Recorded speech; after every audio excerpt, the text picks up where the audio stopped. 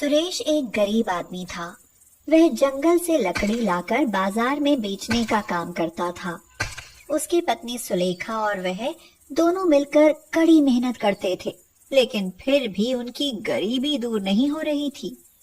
उनके दो बच्चे थे जिनके नाम थे रुचि और ऋषि। उनके पड़ोस में जानकी नाम की एक बूढ़ी औरत रहती थी। उसके कोई भी नहीं था। उसकी सुलेखा और सुरेश ने सगे बेटे और बहू की तरह सेवा की। जब वह मरने ही वाली थी तभी उसने कहा, बेटा सुरेश, तुमने मेरी बहुत सेवा की है। मेरे पास तुम्हें बदले में देने के लिए कुछ नहीं है, केवल एक कुकर है, वह तुम ले लो। सुरेश ने मना किया, लेकिन वह बोली, ले लो बेटा, तो मुझको खुशी होगी, नहीं तो मेरे दिल पर बोझ रहेगा। लेकिन खाना बनाते वक्त मैं बता रही हूँ, वह बात जरूर कहना। सुन मेरे कुकर, तू सबसे ऊपर, चल मेरे मन का खाना दे। ऐसा क्यों है? मुझे यह एक बाबा ने दिया था और कहा था, जब तुम किसी की मदद करोगी तो यह अपनी करामात दिखाएगा। लेकिन मैंने किसी की मदद ही नहीं की। तुम इस कुकर को ले जाना। अगर तुम किसी की मदद करोगे ना तो यह करामाती बन जाएगा। हाँ। सुरेश ने वो कुकर ले लिया। उसके बाद जानकी की मौत हो गई। सुलेखा ने उस कुकर को एक कोने में डाल दिया। उसकी उसे कभी जरूरत ही नहीं पड़ी। एक बार लगातार पानी बरसा, जिससे सुरेश जंगल से लकड़ी ला ही नहीं पाया और उसका कोई भी काम नहीं हुआ। अब उसके घर में खाने के लिए भी कुछ नहीं रहा। सुरेश चिंतित होकर बोला, सुलेखा, अब तो जंगल में जाना ही पड़ेगा, चाहे कितना भी पानी बरसे। अगर कुछ पैसे नहीं आएंगे तो हम खाएंगे क्या? यह तो बात ठीक है, लेकिन इस मूसलाधार पानी में तुम जंगल कैसे जा पाओगे? और अगर वहाँ जाकर लकड़ी ले भी आए तो उन गीली लकड़ियों को खरीदेगा कौन? हाँ, ये बात भी सही है, लेकिन फिर क्या करूं मैं? मेरी तो कुछ भी समझ में नहीं आता है। भूख के मारे जान निकली जा रही है। अब तो कुछ न कुछ खाने को मिले तो जान में जान आए, लेकिन खाने को कहाँ से आए ये समझ में नहीं आता है कुछ। सुलेखा परेशान होकर बोली, हे भगवान, ये कैसे दिन आ गए? हमें कैसे दिन देखने को मिल रहे हैं? बच्चे भी भूखे हैं, इनको कैसे समझाऊं? हाय। अब मुझसे नहीं रुका जाता है, मैं जा रहा हूँ। कुछ न कुछ खाने की व्यवस्था जरूर करूँगा। अरे रुको, कहाँ जाओगे तुम ऐसे में? उल्टा पानी में भीगकर बीमार हो जाओगे। हाँ, और ऐसे समय में तुम्हारी दवा के लिए पैसे भी नहीं है। अब जो होगा देखा जाएगा। अगर मैं पानी से बचकर यहाँ बैठा रहूंगा तो भूख से ही मर जाऊंगा। अगर मेरी ही बात होती तब भी कोई बात नहीं थी, लेकिन इन बच्चों की भूख मुझसे नहीं देखी जाती। थोड़ी देर में पानी बरसना बंद हो गया और मौसम साफ हो गया। सुरेश घर से बाहर निकला और जंगल की ओर चल दिया। रास्ते में उसके मन में विचार आया, पानी बरस चुका है, इसलिए लकड़ियों का तो काम बनेगा नहीं, इसलिए मछलियां ही पकड़ लेता हूँ। अगर बिक जाएंगी तो अच्छा है, नहीं तो पकाकर हम लोग खा लेंगे।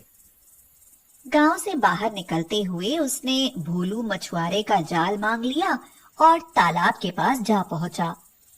जाल डालते ही उसमें बहुत सी मोटी मोटी मछलियां फंस गईं। वह उन मछलियों को जाल में ही लेकर बाजार की ओर चल दिया। अभी वो थोड़ी दूर ही पहुंचा था कि अचानक उसने देखा कि एक बूढ़ा आदमी उसकी ओर आ रहा है। ऐसे मौसम में वह आदमी जाड़े से थर थर कांप रहा था। जैसे ही सुरेश उसके पास पहुंचा तो वह बूढ़ा आदमी बोला, कहाँ जा रहे हो भैया? सुरेश ने कहा, मैं मछली बेचने बाजार जा रहा हूँ। यह सुनकर बूढ़ा आदमी बोला, अरे ये तो बहुत अच्छा शगुन हुआ, तुम मछलियाँ बेचने के लिए ले जा रहे हो। लाओ ये मछलियां मुझे दे दो, लेकिन मेरे पास पैसे नहीं हैं। मेरे घर में आज सब भूखे हैं, कुछ भी खाने को नहीं है। इसलिए मैं खाने की तलाश में निकला हूँ कि कहीं से कुछ मिल जाता। लेकिन मेरे लिए क्या रखा है? ना तो बाजार खुला है और ना ही मेरे पास पैसे हैं। मैं इन मछलियों को कैसे दे सकता हूँ? मैं तो बेचने के लिए जा रहा हूँ। मेरे घर में खुद ऐसे ही हाल है। मान जाओ, अगर मैं कुछ भी खाने के लिए लेकर घर में ना पहुँचा तो किसी न किसी की जान जरूर चली जाएगी। वैसे भी मेरे घर में कमाने वाला कोई नहीं है, इसीलिए मैं मजबूरी में आया हूँ। क्यों? तुम्हारा कोई बेटा नहीं है क्या? नहीं, मैं और मेरी पत्नी और एक बेटी है। बेटी बीमार है, वो चारपाई पर पड़ी रहती है, इसीलिए कमाने वाला मैं ही हूँ। सुरेश अब बहुत उलझन में था कि वह क्या करे। उस बूढ़े आदमी ने कहा, बेटा, क्या सोच रहे हो? मैं सच कह रहा हूँ। अगर विश्वास नहीं है तो मेरे घर में चलकर देख लो। अब तो सुरेश से नहीं रहा गया। वह बोला, मैं तुम्हारे घर पर जाकर क्या करूँगा? मुझे तुम्हारी बात पर विश्वास है। लो, मैं ये मछलियाँ तुम्हें देता हूँ। बूढ़े आदमी ने मछलियाँ उससे ले ली और बोला, तुमने मेरी मदद की है, तुमको इसका बदला जरूर मिलेगा। भगवान तुम्हारी मदद करेगा बेटा। सुरेश लौटकर घर आया। रास्ते में उसने कुछ साग के पौधों को तोड़ लिया और वापस अपने घर आया। वह अपनी पत्नी सुलेखा से बोला, सुलेखा, मैं ये साग के पत्ते तोड़कर लाया हूँ, इन्हें में उबाल लो, वही हम लोग खा लेंगे। मुझे आज कुछ भी नहीं मिला। इस पर सुलेखा ने जवाब दिया, लाओ, कम से कम कुछ तो खाने को मिले तो जान में जान आए। लेकिन कढ़ाई तो फूट गई है, अब ये बनाऊंगी किसमें? अरे, उसको उस कुकर में उबाल लो जो हमें जानकी चाची ने दिया था। सुलेखा ने उस कुकर को धोया और उसमें साग को उबलने के लिए रख दिया। अचानक रमेश को जानकी की वह बात याद आई और उसने आज उसे आजमाने का फैसला किया। सुरेश बोला, सुन मेरे कुकर, तू सबसे ऊपर चल, मेरे मन का खाना दे। जैसे ही सुलेखा ने कुकर को खोला, उसके मुंह से एक आश्चर्य भरी चीख निकली। हाय, अजी देखिए, इस कुकर में तो बहुत स्वादिष्ट सब्जी है। अरे, इसका मतलब ये करामाती कुकर है, ये जादुई कुकर है। ये मुझे नहीं पता था। अब तो उन दोनों के चेहरे पर मुस्कान आ गई। उनके बच्चे भी पास आ गए। वे भी सब्जी को देखकर बहुत खुश थे। सुलेखा ने साफ करके फिर से कुकर को चूल्हे पर चढ़ा दिया और अब तो वे तरह तरह के व्यंजन के नाम लेते और व्यंजन बनकर आ जाते। अब उन लोगों के मजे हो गए थे। उनके पड़ोस में गोकुल नाम का सुरेश का एक दोस्त रहता था। उसके यहाँ सुरेश के घर में बने पकवानों की खूब अच्छी खुशबू आती और उसे सूंघकर उसके मुंह में पानी भर आता। गोकुल अपनी पत्नी से कहता, इस सुरेश के यहाँ रोज इतना अच्छा खाना कैसे बनता है? ये तो बहुत गरीब था, इसके यहाँ तो खाने के लिए भी कुछ नहीं था।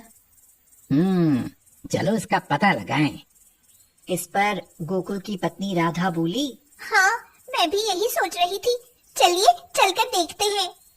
दोनों सुरेश के यहाँ पहुँचे और उन्होंने उनके यहाँ खाना बनता हुआ देखा तो रात में आकर उन्होंने उस कुकर को चुरा लिया। राधा ने कुकर को चूल्हे पर चढ़ा दिया और बोली, कुकर, मेरे मन की सब्जी बना दे। और उसने अपने मन की खाने की चीज बता दी, लेकिन उसमें कुछ भी नहीं हुआ। तेज आंच में जलता हुआ कुकर काला पड़ गया और थोड़ी ही देर में वह फट गया, जिससे राधा और गोकुल को बहुत चोट आई। शोरगुल, धुआं और चीख पुकार की आवाज सुनकर रमेश और सुलेखा गोकुल के यहाँ आए तो उन्होंने सारा मामला देखा। उन्होंने जैसे ही फटे और टूटे हुए कुकर को उठाया तो उनके आश्चर्य की सीमा नहीं रही। उनका कुकर फिर ज्यों का त्यों था और साबुत चमकता हुआ कुकर सुरेश के हाथ में चमक रहा था। यह देखकर गोकुल ने सुरेश से कहा, अब भैया मुझे माफ कर दो, मेरे मन में लालच आ गया था। मैंने तुम्हारा कुकर चुरा लिया था, जिसकी मुझे ये सजा मिली है। बुरे कर्मों की बुरी सजा ही होती है। मुझे माफ कर दो भैया, मुझे माफ कर दो। इस पर सुरेश बोला, कोई बात नहीं, तुमने गलत किया तो तुम्हें उसकी सजा मिल गई। ऐसा कहकर वह अपना कुकर लेकर घर वापस आ गया।